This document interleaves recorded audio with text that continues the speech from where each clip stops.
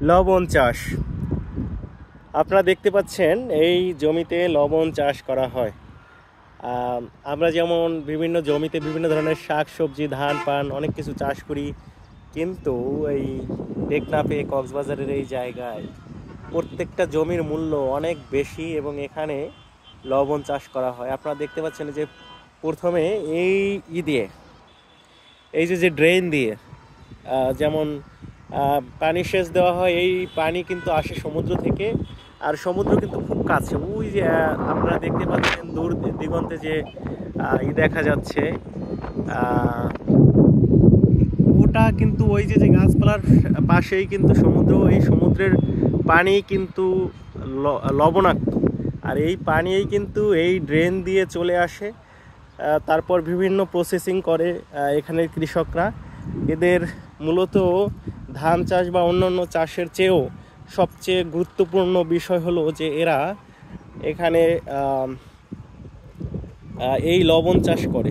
এই লবণ কিন্তু তখন একদম ট্রাকে ট্রাকে, এই যে রাস্তা দেখছেন, ওই যে হাইওয়ে রাস্তা, এখান দিয়ে কিন্তু পরবর্তী সময় এই যে লবণ কিন্তু এই যে ঘুরানো জমানো আছে, এখান থেকে উঠায় লবণ, একটা প্রসেসিং পরে এখানে উঠায়, এখান থেকে আবার ট্রাকে উঠিয়ে তারপর আবার প্রসেসিং করে, তারপর নানাবিধ লবণ পরে কিন্তু তৈরি হয়।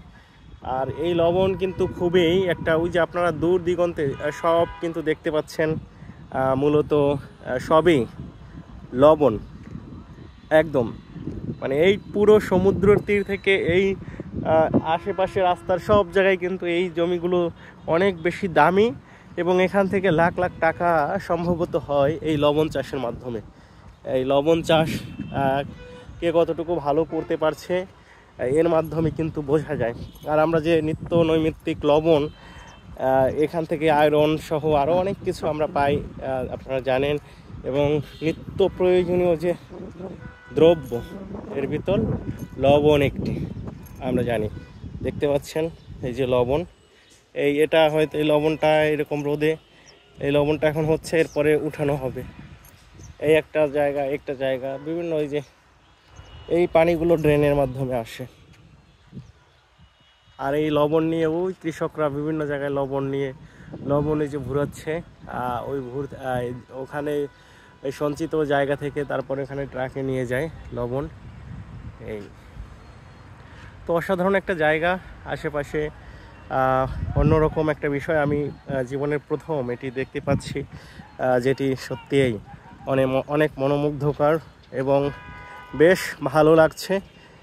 নতুন জায়গা, নতুন একটা পরিবেশ।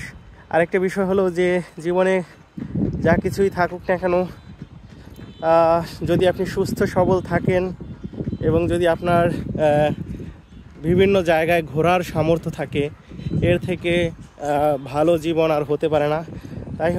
যাই হোক আমি নিজে সৌভাগ্যবান মনে করছি যে যেভাবেই হোক না কেন আমি বিভিন্ন জায়গা, বিভিন্ন পরিবেশ ঘুরে দেখার একটা সুযোগ পাচ্ছি।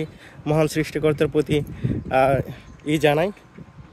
আর এই পানিগুলো আমি নিজেও একটু চেখে দেখেছি, তো এটা নোনতা লাগে। এটা সমুদ্রের পানি, যেহেতু আপনারা জানেন।